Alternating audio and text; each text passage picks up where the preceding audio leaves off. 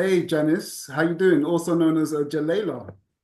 Yes, yes. My Tantra name is Jaylala. Excellent, excellent. How you doing today? Very good. How are you doing today? I'm doing great. Good to see you. How's your day been so far? Good, good. I'm in Canada and it's a little bit cold right now. No snow yet, but yeah, it's winter time in Canada. Excellent. Yeah, so let the viewers know who you are, what you do, and why you do it, Jalayla. Okay, so as you said, my tantric name is Jaylala. I am the founder of Heart and Soul Tantra. And I am a Tantra practitioner and a sacred sexuality educator. I Oh, help men, women, and couples get into a more, how to say, very sensual way of living their life, not just for sexuality, but through the whole way that they live their life. excellent, excellent. So looking back on your journey, when you look at how you got into that role, what was that process like for you, and what was that moment where you decided that is what you wanted to do going forward? Okay. So I started a spiritual, before I got into Tantra, I started a spiritual journey. And that was about, maybe about 12 years ago. I had just gotten out of a very somewhat abusive relationship. And I was really into finding myself and empowering myself. And I wanted to get into more um, empowering the way that I looked at myself and my spirituality. So I started taking different things. I started with Reiki and I became a Reiki master. I have quite a few modalities under my belt. I do access consciousness bars. I do theta healing. I've taken inner child courses. I have a certificate in inner child. I do Tantra and I also do porn addiction and sexual addiction. So I kind of combine everything. Right, right, right. Yeah, but when we look at like relationships now, like in the context of relationships, we've all been through different struggles in previous relationships, and we navigate through those to get to where we are now. So, looking at yourself and some of your previous relationships, what were some of the struggles that you had, and how did you navigate through those to get to where you are now and to start practicing what you do? Okay, so as I said, I was in a somewhat abusive relationship. I don't like to throw the word narcissist around, but now that I kind of look back at it, yes, it was a very narcissistic relationship. I spent 8 years with somebody, and I was somewhat naive, I think, at the time of what that type of relationship was and what it did to me as far as my empowerment and my self esteem. So when I finally broke free and got out of that relationship, I was a little bit lost. I was looking for something, and it was at the time of online dating. So online dating was just starting, and it was really big, and I just thought, wow, what a wonderful experience that's going to be, meeting all these wonderful people and having these great relationships and finding myself and finding them, and that was very naive on my part, very naive. It was not what I expected coming from a long term relationship, going into the field of um, people just wanting casual encounters and not really wanting to get to know you. It was all foreign to me. I really didn't understand it. I didn't particularly like it. I kind of felt that as I maneuvered through it, it was something that, oh well, that's all there is. So that's all I can do, and it was not me. It wasn't what I wanted. And so I decided to close down my accounts, and really go inwards, because really after that relationship, I had not really gone inwards to kind of find myself. So I stopped dating, I stopped doing the online dating, and I started going to women's groups. And some of these women groups had to do with Tantra. And I really found a home with Tantra, because Tantra is about intimacy, self-empowerment, loving yourself, finding yourself, wanting a sexual relationship that really meant something.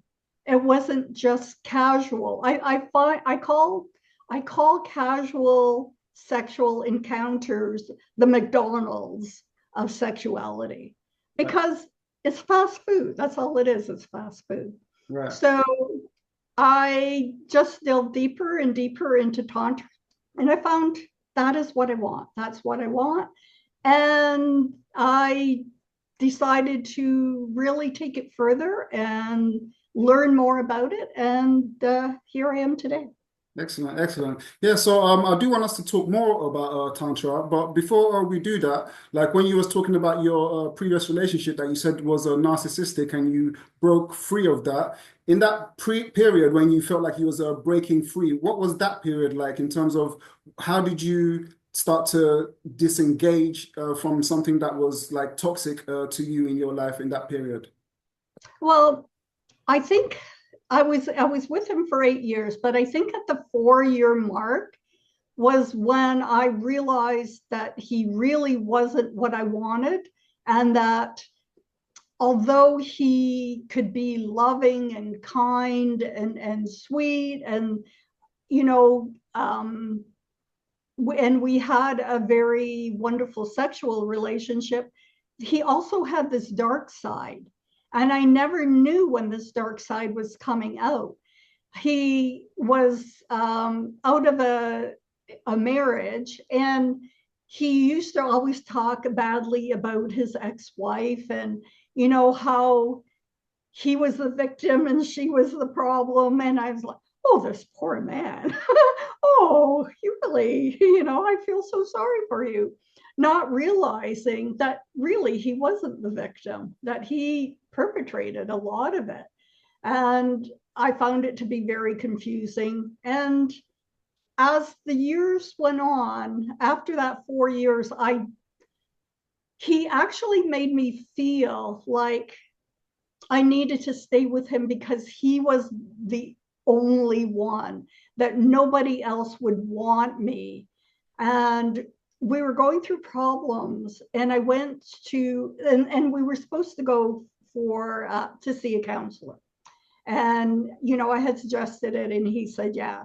And then he decided, no, I'm not going to, I don't need it, right? I don't need the counseling. So I went to the counselor myself, and I started telling him about what was going on. And he says, wow, don't you understand the manipulation he is doing with you? It's absolute manipulation. And I'm like, oh my God, yes, I never realized that. And so it gave me the strength to leave him and to get out of that.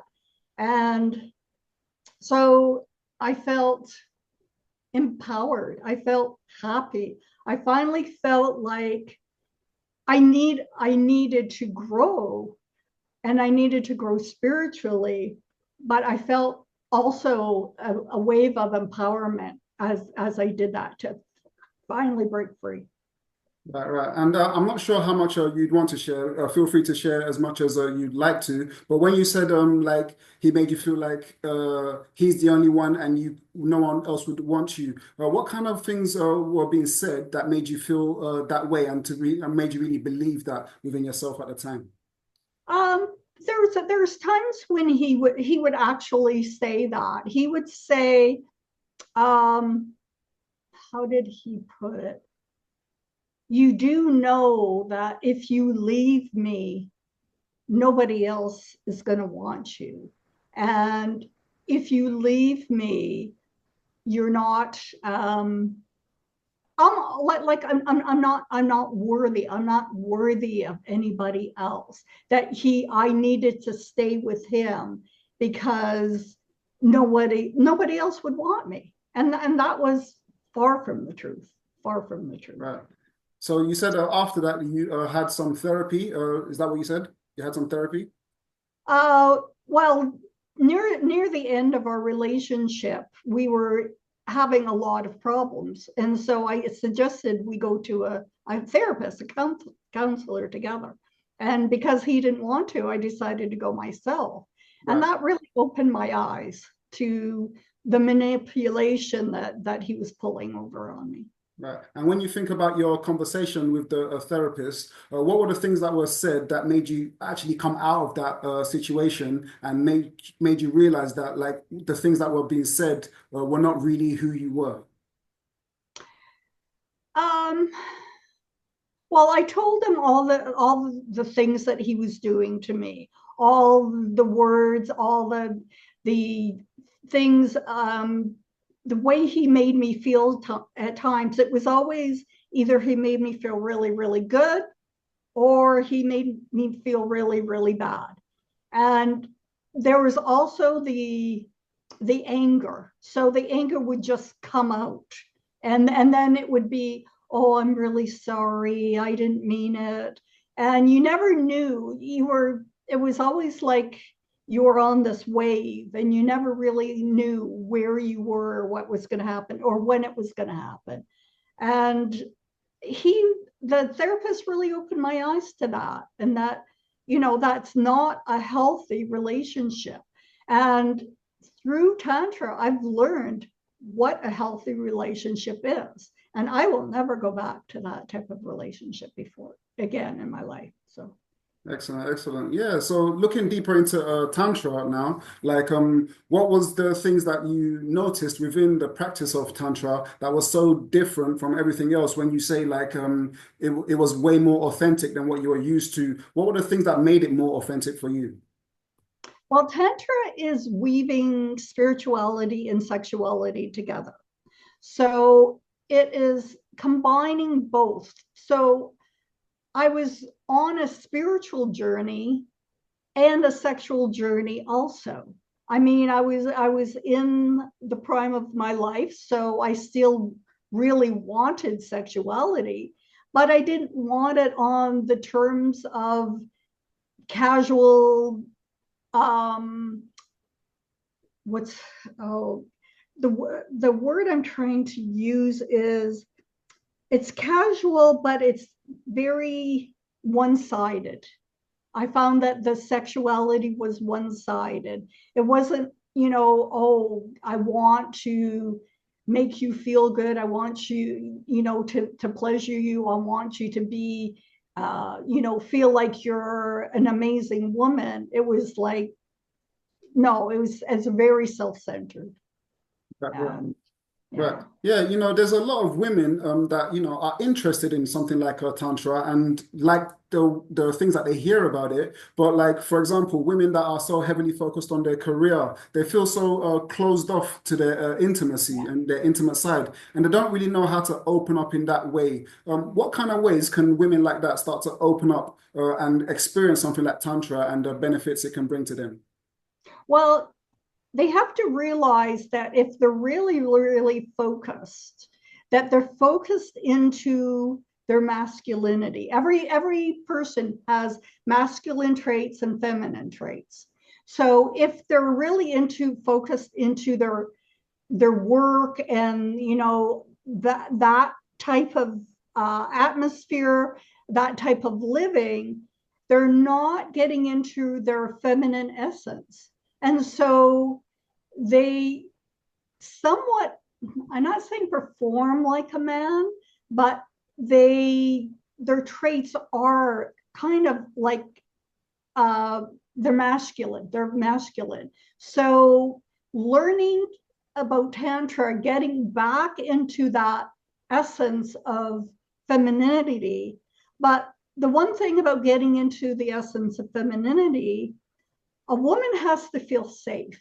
A woman will feel feminine and be very into the enjoyment of being feminine, if she's cared for, if she feels safe, if she feels safe sexually, if she feels safe sexually, she'll open up sexually.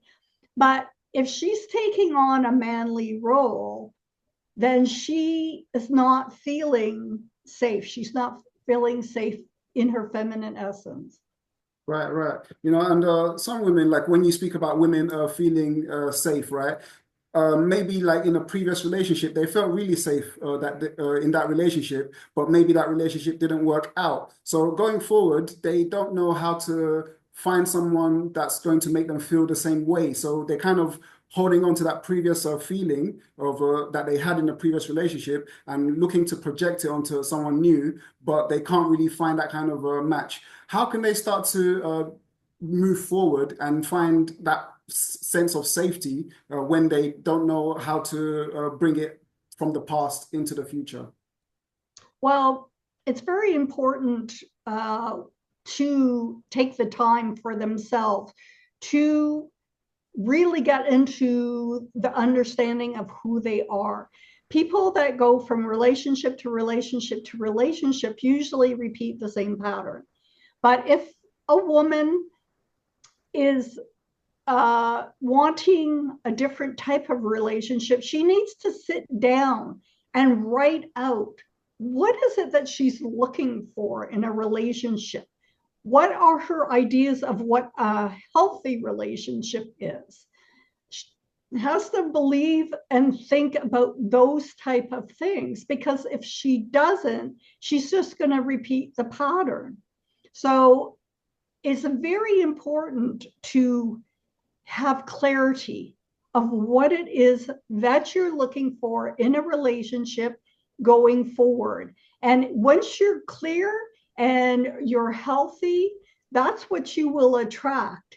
If you're unhealthy and you're, confused about what you want, that's what you'll attract. If you're in a healthy state of mind, going forward, knowing what you want and feeling empowered, that's what will come to you.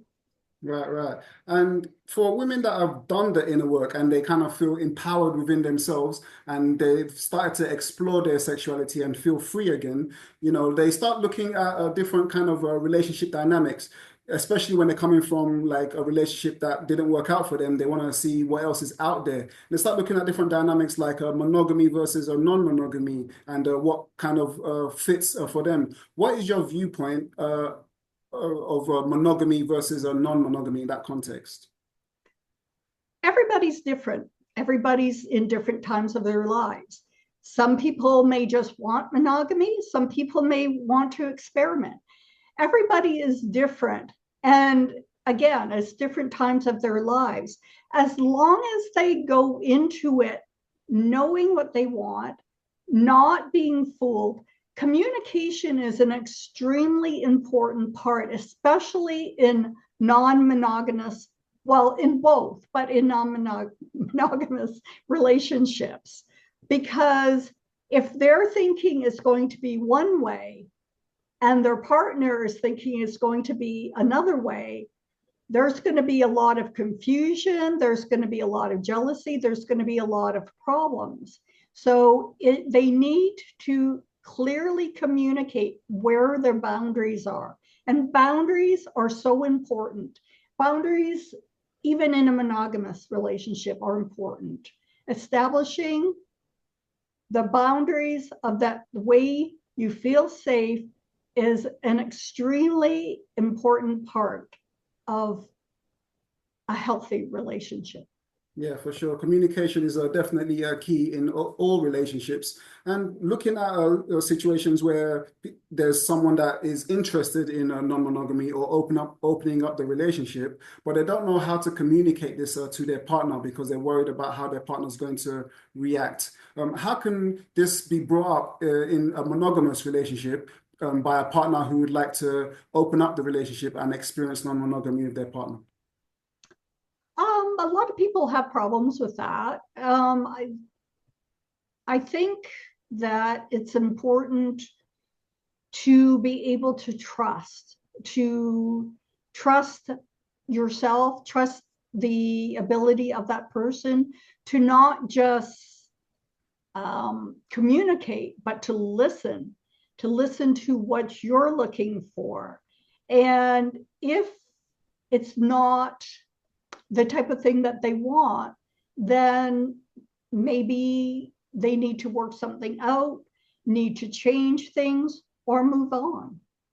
You know, you don't have to stay if that's not what you're looking for. If things have changed, you do not have to stay in that monogamous relationship. Yeah, yeah. Some people will even say, like, people that want to open up a relationship, it means that there's something missing in that relationship. Do you think there's any truth to that? Like that people that are in non-monogamous relationships means there's something missing in their monogamous relationships? It depends on the person, I think. In a lot of cases, that can be true, but it depends on the person. There can be people that are looking at non-monogamous relationships, and it's because they're going through sexual traumas. Some of them go through inner child work. There's people with sexual, problems, either women with trauma and can open up sexually, or men that are over sexual and just want that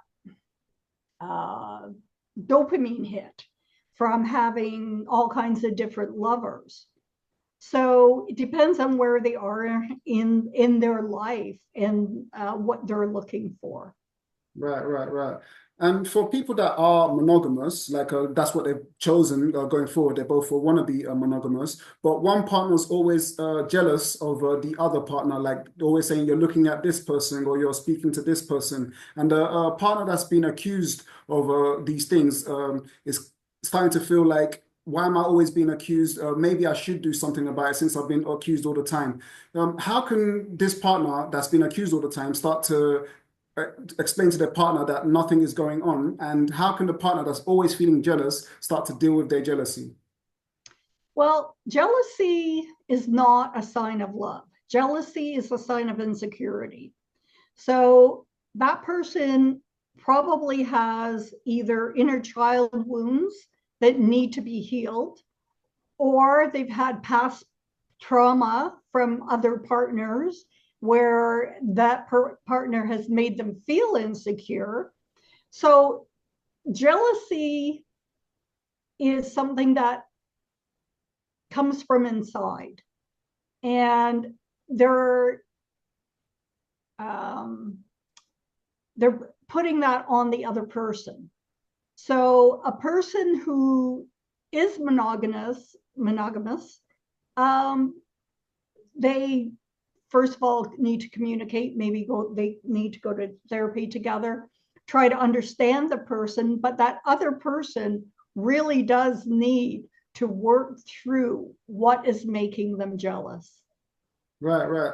And sometimes there's actually some truth to that, why the person's feeling jealous. Sometimes someone has actually stepped out of the relationship and infidelity has happened. And a lot of the time when this happens, this is not communicated to the partner that's been cheated on. Whereas the partner that stepped out would like to keep it within themselves, but along the way, they start to feel kind of guilty about what has happened and they want to share this with their partner. They want to communicate what has happened. How can someone communicate to their partner about infidelity that has happened in their relationship? And how can the partner receiving this information deal with this information of infidelity?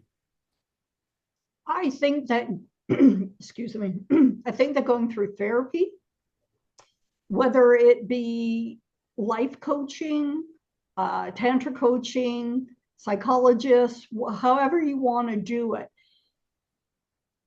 it is a blow to the person's self-esteem. Obviously, when somebody has been with other people, and if the person comes clean because they're guilty, it could mean that they're actually wanting to change things, keep the relationship going. It could have been just a one-time thing. And if they need to do that, if they feel guilty enough, then the two people really have to figure out, is this a savable relationship? Right, right. You were speaking earlier about people that need to do inner child work. Now, like when we look at brand new relationships, there's a lot of butterflies that people feel, and they really want to immerse themselves in this new relationship. And a lot of it, it makes them it brings out their inner child again. So upon immersing themselves in this brand new relationship, some people start to lose their sense of self in that process. How can people immerse themselves in a brand new relationship without necessarily losing their sense of self in the process? I think in any brand new relationship, you get the butterflies. You got the dopamine hit. The feeling, oh, that's so good, and how wonderful it is, and I mean that's normal. That's totally normal. But as the relationship progresses, that's gonna end. That dopamine hit is gonna end. Then you have to decide about love, about staying in the relationship that's not all about the sexual highs and the butterflies and everything that happens when you're in a brand new relationship. So once that stops, then communication is very important. Learning about that other person, having a foundation. A foundation is very, very important, because a lot of people will go through that type of relationship and go from one to the other to the other to the other, because they don't want to actually see who that other person is. They don't want that foundation. They want to play, the sex game. Right, right, right. Now you speak to different people all the time, like to do with like Tantra and other things that you practice. What would you say was some of the main things that you've learned from the people that you've spoken to that comes up regularly, that you see like a pattern that a lot of people come up with this type of issue within their relationship or within themselves? Yeah, what would you say was some of the main things that you recognize come up all the time? Um, okay, dealing with women, sexual trauma comes up all the time. Uh, some they may know, some they may not. Some have things that they have not dealt with from their childhood. A lot of women have had childhood sexual trauma, many, many women. And if they haven't dealt with it, it comes back in relationships. So that is one thing. For older women, their bodies change. When they have children, their focus changes. They have, their bodies change. When they get into menopause, again, a whole different thing. Their hormones change. So everybody, depending on where they are in their life, with women, those are the phases they go through. With men, with young men, I find that a lot of them don't understand what a real relationship is about. Unfortunately, many young men have grown up on porn. Some of them have started from the age of 9, 12 years old, as soon as they get a phone, and they watch porn and they get a skewed view of what relationships are, what they should be about, and what they are looking for. So it's very hard for both the young women and the young men to relate to each other when the men see, the young men see on screen, and the women, because the women are watching it too, is this objectifying and not real. Porn is not real.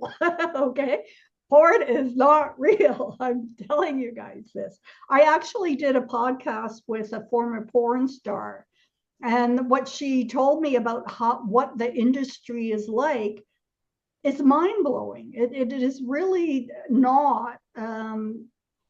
It is very self-defeating, you know. Like, she was lucky she got out, but she said a lot of her friends don't get out. They lose their self-esteem, and they get into drugs, and they get into, you know, all these things that are self-defeating.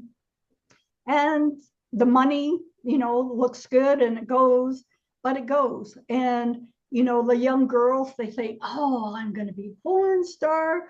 It's going to be wonderful. And then once they get out of it, society is not good to them.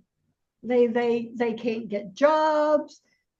They want to have a relationship, and the young men find out that they've been a porn star. They don't want them. They treat them differently. You know, there's a lot of that going on, and it really does ruin relationships.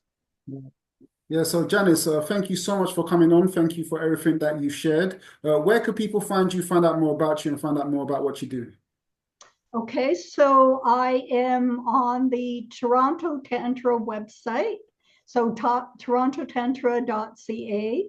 I am on podcasts, but also I am on, oh God, what's my other website? I can't remember the name of it. It's fine. I just blanked out. For the viewers, all of our socials will be in the description, so you can get in touch with Jaylala, also known as Janice. Once again, Jaylala, thank you so much for coming on. Any final words before we wrap up? Relationships need foundation. Relationships need self-love and self-care, and to be healthy in order to work. And you have to work at them. You can't just go into a relationship and then like slide through life, because it doesn't work. It doesn't happen. Excellent. Thank you, Jaylala. Thank you.